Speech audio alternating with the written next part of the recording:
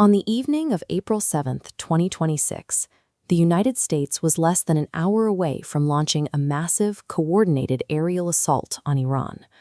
President Donald Trump had set a strict deadline. The rhetoric had escalated to the point where the president warned an entire civilization would die if his terms weren't met. The threat was severe enough to prompt Pope Leo to issue a global condemnation from Castel Gandolfo, calling the planned strikes a violation of international law. At sea, the tension had already frozen the global supply chain. An estimated 2,000 ships and 20,000 seafarers were trapped in the Gulf, unable to pass through the Strait of Hormuz. Then, with minutes to spare, Pakistani intermediaries in Islamabad managed to broker a 2-week provisional ceasefire. Both sides agreed to pause the strikes. The immediate threat of a regional war evaporating in the final hour allowed the international community to take a collective breath.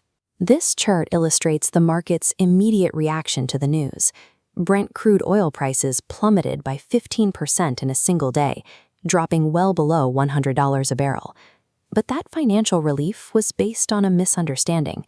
The United States and Iran had agreed to stop shooting, but they hadn't actually agreed on the rules of the pause. The ceasefire was supposedly built on a 10-point plan, yet almost immediately it became clear that officials in Washington and Tehran were circulating entirely different versions of that text.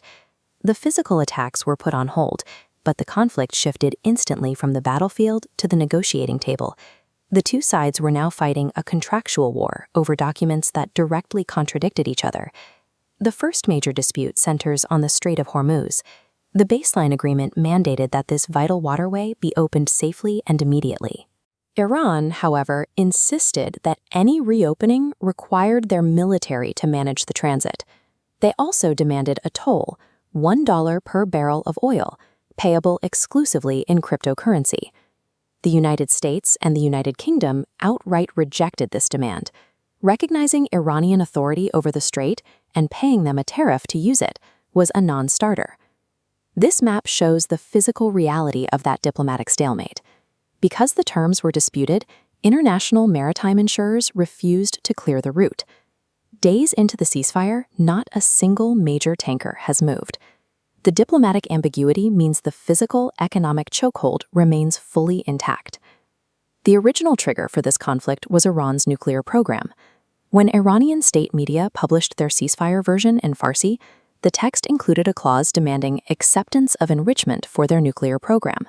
In the English version circulated by Iranian diplomats to Western journalists, that phrase was completely missing. The U.S. stance is the exact opposite. President Trump stated publicly that Iran would not be permitted to enrich uranium, and that the U.S. would oversee the removal of existing nuclear material. Because the two governments are operating off texts that say opposite things, the primary dispute that started the war remains completely unresolved. The deadliest discrepancy in the agreement, however, is geographical.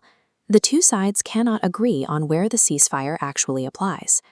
Mediators from Pakistan, backed by French officials, stated clearly that the truce was comprehensive and explicitly included Lebanon.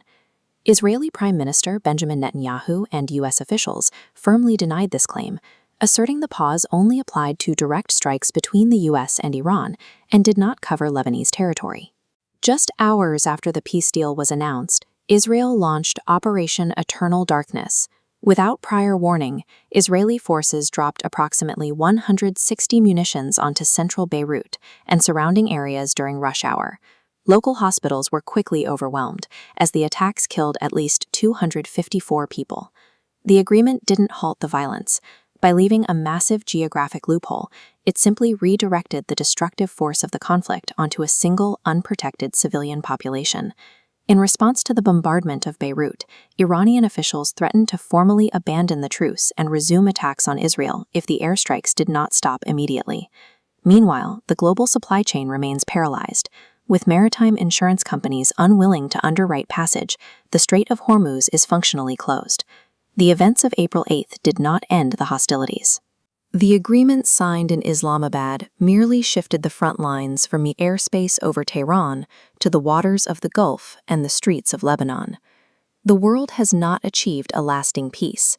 It has secured a 2-week window to reconcile two completely contradictory documents before the timer runs out and the conflict resumes.